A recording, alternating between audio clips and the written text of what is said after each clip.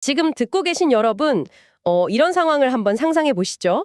한여름에 야외 페스티벌에 갔는데 밤 12시가 훌쩍 넘었습니다. 길은 잃었고 스마트폰 배터리는 딱 1% 남은 거예요. 상상만 해도 끔찍한데요. 완전 패닉이잖아요. 그쵸. 근데 옆에 있는 친구가 보조 배터리를 가지고 있단 말이죠.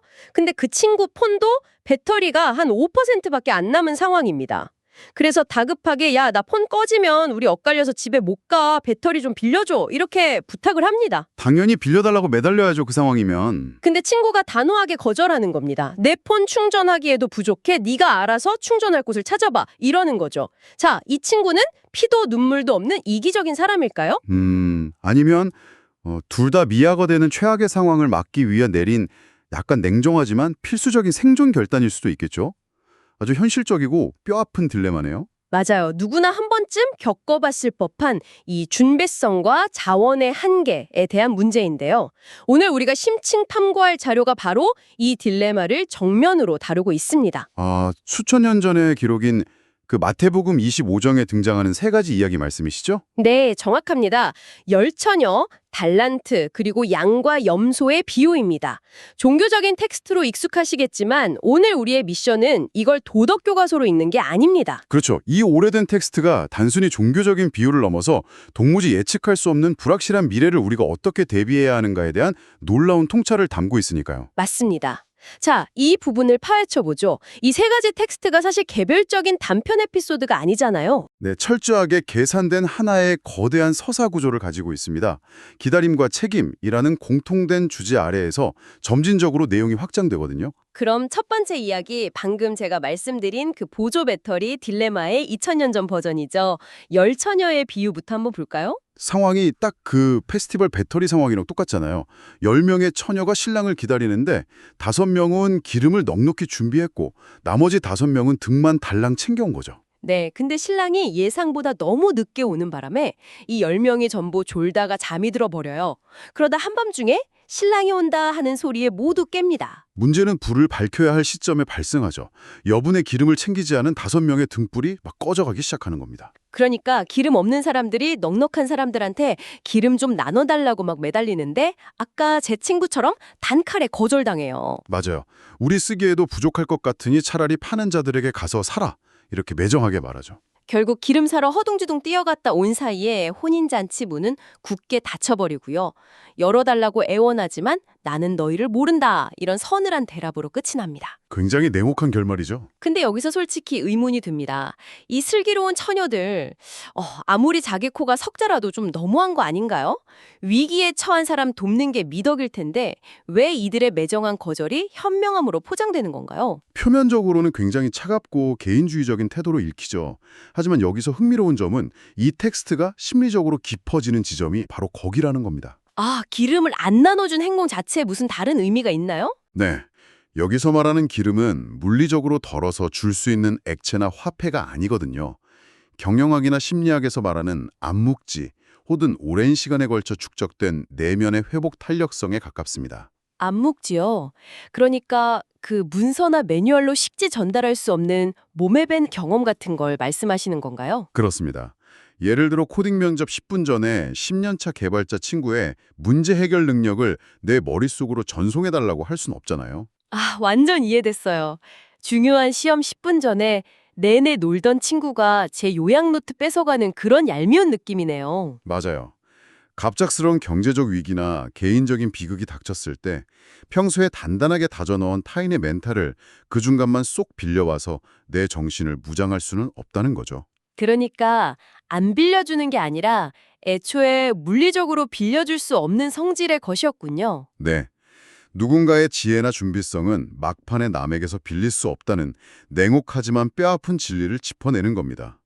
그리고 여기에 사람들이 흔히 놓치는 디테일이 하나 더 있습니다. 오, 어떤 거죠? 마지막 구절이 깨어있으라로 끝나다 보니까 슬기로운 처녀들은 눈을 부릅뜨고 밤을 새웠다고 생각하기 쉽거든요. 저도 당연히 안 자고 기다린 줄 알았어요. 근데 텍스트를 자세히 읽어보면 신랑이 더디움으로 다 졸며 잘세라고 명시되어 있어요. 10명 모두가 똑같이 잠을 잔 겁니다. 진짜요? 넉넉하게 준비한 사람들도 똑같이 골아떨어졌던 거네요. 바로 그겁니다. 여기서 말하는 깨어있음은 카페인을 들이키며 수면을 참아내는 물리적인 각성 상태가 아니에요. 언제 예기치 않은 변수가 들이닥쳐도 무너지지 않을 탄탄한 베이스라인을 구축해두는 거죠. 아, 준비가 완벽했기 때문에 역설적으로 안심하고 잠을 잘 수 있었던 거군요. 진짜 멋진 통찰이네요. 불안하게 버티는 게 아니라 일상을 영위하면서도 흔들리지 않는 내면의 대비를 맞춰놓는 것.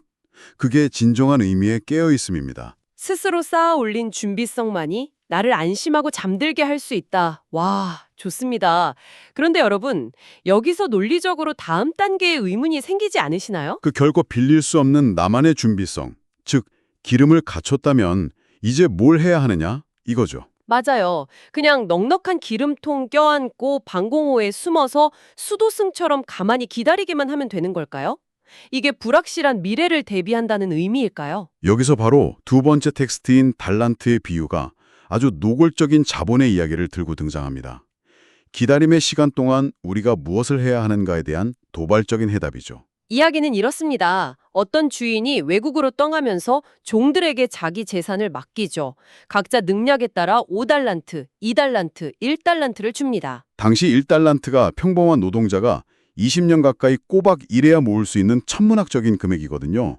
엄청난 시드머니를 투자받은 셈이죠. 한 사람 인생을 바꿀 수 있는 거대한 자본인데 5와 2를 받은 종들은 즉각 시장에 뛰어들어서 장사를 하고 각각 2배의 수익을 냅니다. 하지만 1달란트를 받은 종은 조용히 나가서 땅을 파고 그 어마어마한 돈을 묻어두죠. 네, 훗날 돌아온 주인이 결산을 하잖아요. 앞에 2명은 착하고 충성된 종이라며 극찬을 받지만 1달란트 받은 종은 원금을 고스란히 파내어 오면서 이렇게 항변합니다. 당신은 굳은 사람, 즉 엄격하고 가혹한 분이라 제가 돈을 잃을까 두려워 감추어 두었습니다. 이렇게 변명하죠. 그러자 주인이 분노하며 그를 악하고 게으른 종이라 꾸짖고 쫓아내버립니다. 근데 여기서 정말 흥미로워지는 부분은 저는 솔직히 1달란트 받은 종의 입장도 꽤 현실적이라는 겁니다. 아, 원금을 지켜냈으니까 충분히 합리적이지 않냐? 이런 말씀이시죠? 네, 평생 만져보지도 못할 거액이잖아요. 장사하다가 망해서 다 날려먹으면 어떻게 책임집니까? 투자금을 잃지 않고 방어했는데 왜 그렇게까지 저주를 받아야 하죠? 확실히 억울해 보일 수 있습니다. 주인이 수단과 방법을 가리지 않고 무조건 2배의 수익률만 요구하는 피도 눈물도 없는 성과주의자 아닌가요? 너무 결과론적인 것 같아요. 이걸 행동경제학이나 심리학의 관점에서 보면 전혀 다른 그림이 보입니다. 1달란트 받은 중의 태도는 대단히 전형적인 인간 본성을 보여주거든요. 전형적인 본성이요? 바로 손실 회피 성향이죠. 우리는 무언가를 얻는 기쁨보다 가진 것을 잃는 고통을 훨씬 크게 느끼잖아요. 근데 이 이야기에서 주인이 폭발한 진짜 이유는 따로 있습니다. 2배의 수익률을 내지 못해서가 아니라고요? 네, 주인이 꿰뚫어본 것은 종의 영혼을 마비시키고 있던 두려움과 수동성입니다. 원금 보존이라는 결과가 아니라 아무런 시도조차 못하게 만든 그 두려움 자체가 문제였다는 거죠. 아, 실패에 대한 두려움 때문에 아무것도 안 한 게 잘못이라는 거군요. 그렇습니다. 종의 변명을 가만히 듣어보면 모순투성이거든요. 종은 철저히 자신의 두려움을 주인의 탓으로 돌려서 합리화했어요. 실패가 두려우니까 원금 보존이라는 가장 소극적이고 안전한 환상 속으로 도피해버린 거죠. 듣고 보니 그렇네요. 그래서 주인이 그 논리를 역으로 찌르는 거잖아요. 네가 나를 그렇게 무자비한 이혼 추구자로 알았다면 최소한 그 돈을 은행이라도 맡겨서 이자라도 가져왔어야지. 이렇게요. 아주 정확합니다. 네가 땅에 묻은 건 나를 위해서가 아니라 네 자신의 불안을 감추기 위해서였다는 걸 정면으로 지적한 거죠. 와, 뼈 때리는 말씀이네요. 주어진 자원을 두려움 때문에 방치하는 게 가장 큰 실패라는 거잖아요. 네, 우리에게 주어진 자원이 재능이든 시간이든 혹은 어떤 기회이든 간에 남들의 평가가 무서워서 안전한 땅속에 파묻어 두는 것. 그게 내 삶에서 저지를 수 있는 가장 끔찍한 직무유기라는 겁니다. 가만히 숨어서 중간만 가면 된다는 안일한 방어 기제를 완전히 부숴버리네요. 좋습니다. 평소에 나만의 암묵지, 기름을 축적해야 하고 그 역량을 땅에 묻어두지 않고 두려움을 뚫고 행동해야 한다는 건 알겠어요. 네, 그러면 이제 가장 중요하고 근본적인 질문이 남죠. 맞습니다. 청취자 여러분, 우리는 대체 무엇을 위해 행동해야 할까요? 주인이 그토록 원했던 투자의 궁극적인 목적지는 어디일까요? 이 거대한 텍스트의 피날레죠. 양과 염소의 비유가 그 해답을 제시합니다. 앞선 모든 준비와 치열한 행동이 도달해야 할 최종 결산의 장이자 평가 기준이 완전히 전복되는 순간입니다. 텍스트 스케일이 갑자기 우주적으로 커집니다. 인자가 영광 중에 와서 지구상의 모든 민족을 자기 앞에 모읍니다. 그리고 목자가 양과 염소를 가르듯이 사람들을 두 그룹으로 분리하죠. 양은 오른편에, 염소는 왼편에 세우게 됩니다. 네, 임금이 오른편 양들에게 선언합니다. 너희는 내가 굶주렸을 때 먹을 걸 주었고 목마를 때 마시게 했고 헐벗고 병들었을 때 돌보아 주었다. 반면 왼편 염소들에게는 이 모든 걸 하지 않았다고 질타하며 쫓아내죠. 이 이야기의 하이라이트는 판결 내용 그 자체가 아닙니다. 그 판결에 들은 두 그룹의 반응에 인간의 무의식과 도덕성에 관한 아주 예리한 관찰이 담겨 있거든요. 맞아요. 둘 다 똑같이 깜짝 놀라서 반문하잖아요. 의인들은 아니 우리가 언제 당신이 굶주리고 병든 걸 돌보았습니까? 묻고요. 쫓겨난 악인들도 억울해하죠. 예. 우리가 언제 당신이 헐벗은 걸 보고도 모른 척했습니까? 하고요. 그러자 임금이 그 유명한 대답을 내놓습니다. 지극히 작은 자 하나에게 한 것이 곧 내게 한 것이고 하지 않은 것이 내게 하지 않은 것이다. 전 이걸 보면서 일종의 도덕성의 블라인드 테스트 같다는 생각이 들더라고요. 블라인드 테스트요. 아주 흥미로운 비유네요. 내가 지금 돕고 있는 사람이 나에게 보상을 줄 수 있는 권력자인지 전혀 모르는 익명의 상태인 거잖아요. 철저히 이해관계가 배제된 상황에서 타인을 어떻게 대하는지가 진짜 내 밑바닥이라는 거죠. 정확합니다. 오른편의 양들은 자신들의 선행을 전혀 계산하지 않았습니다. 그들에게 약자를 돌보는 일은 연말정산 공제를 받기 위해 영수증을 챙기거나 SNS에 과시하는 이벤트가 아니었던 거예요. 아, 특별한 일이 아니라 그냥 숨 쉬듯이 너무 자연스러운 일상이었군요. 맞습니다. 일종의 도덕적 근육기억이라고 할 수 있죠. 계상이 개입되지 않은 무의식적인 행동이었기에 진심으로 제가 언제요? 라고 반문할 수 있었던 겁니다. 반면에 왼편의 염소들 항변에는 묘한 계산과 억울함이 묻어있네요. 당신이 왕인 줄 알았으면 나한테 떨어질 콩고물이 확실했다면 당연히 대접을 했지. 왜 노숙자 행세를 해서 점수 딸 기회조차 안 줬냐 이런 거잖아요. 타인의 가치를 철저히 자신의 이익과 거래의 대상으로만 매기는 계산적인 태도죠. 바로 여기서 이 세 가지 비유가 완벽한 하나의 고리로 연결됩니다. 준비하고 행동하고 그 다음은 뭐죠? 우리가 평소에 채워 넣어야 할 기름, 그리고 실패의 두려움을 뚫고 투자해야 할 달란트의 최종 목적지는 나 혼자만의 안전한 성을 쌓는 게 아니었다는 겁니다. 아, 우리 주변의 지극히 작은 자들, 보답할 능력이 없는 사람들을 향해 흘러가는 행동이어야 한다는 거군요. 네, 일상적이고 조건 없는 환대야말로 도무지 예측할 수 없는 미래를 마주하는 인간의 가장 완벽한 생존 전략이라는 거죠. 이 놀라운 서사를 마무리할 시간이 다가오고 있는데요. 새 이야기가 이렇게 유기적으로 연결되다니 정말 경이롭습니다. 여기서 제가 이 심층 탐구를 마치기 전에 지금 방송을 듣고 계신 청취자 여러분께 꼭 남기고 싶은 다소 서늘한 통찰이 하나 있습니다. 오, 어떤 통찰인가요? 오늘 우리가 살펴본 이 이야기들에서 결국 파멸을 맞이하고 바깥으로 쫓겨난 사람들을 다시 한번 떠올려 보시죠.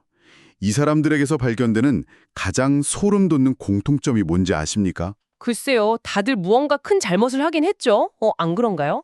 흥미롭게도 심판을 받은 그 누구도 우리가 흔히 생각하는 적극적이고 악의적인 범죄를 저지르지 않았습니다. 미련한 처녀들이 결혼식을 망치려고 폭탄을 설치했습니까? 아니죠. 그냥 기름을 안 샀을 뿐이죠.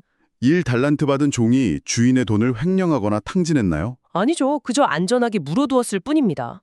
왼편의 염소들도 가난한 자들을 적극적으로 때리거나 핍박한 게 아니라 그저 자기 살기 바빠서 도와주지 않았을 뿐입니다. 와, 묻어두고 안 사고 돕지 않고 다 아무것도 안 한 거네요. 그렇습니다. 이 텍스트가 2000년의 시간을 뚫고 경고하는 가장 큰 비극은 끔찍한 나쁜 짓을 저지른 것에서 오지 않습니다.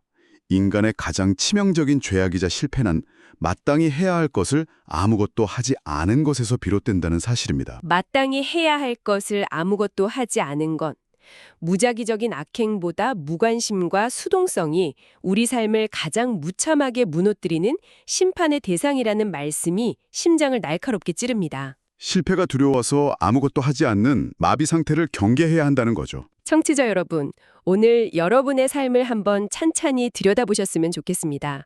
다가올 미래의 불안을 달래기 위해 스스로 내면의 근육을 키우는 대신 누군가에게 요약 노트나 보조 배터리를 빌리려 기웃거리고 있지는 않으신가요? 혹은 실패할까봐 평가가 두려워서 그 빛나는 가능성을 땅속에 파묻어둔 1달란트는 무엇인지 고민해봐야겠죠. 맞습니다.